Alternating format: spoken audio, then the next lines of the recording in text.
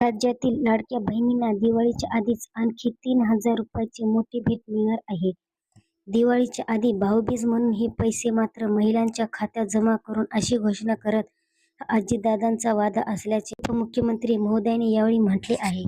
लोकसभा निवडणुकीत आलेल्या अपयशानंतर महायुती सरकारने राज्यातील सर्वसामान्य नागरिकांसाठी विशेषतः महिलांसाठी काही कौतुकास्पद योजना सुरू केल्या आहेत. मुख्यमंत्री माझी लाडकी बहीण योजना ही देखील अशीच एक योजना आहे. या अंतर्गत राज्यातील पात्र महिलांना दरमहा 1,500 रुपये दिले जाणार आहे. म्हणजेच एका वर्षात पात्र महिलेला 18,000 रुपये मिळणार आहेत.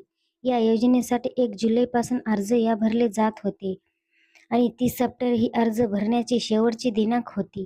या योजनेअंतर्गत पात्र ठरणाऱ्या महिलांना आतापर्यंत जुलै, ऑगस्ट आणि सप्टेंबर अशा 3 महिन्यांचे पैसे मिळाले आहेत. ज्या महिलांनी सप्टेंबरच्या आधी अर्ज केले होते त्यांना जुलै, ऑगस्ट आणि सप्टेंबर अशा 3 महिन्यांचे 4,500 रुपये आणि ज्या महिलांनी सप्टेंबर महिन्यात अर्ज केले त्यांना सप्टेंबर महिन्याचे 1,500 रुपये देण्यात आले आहेत.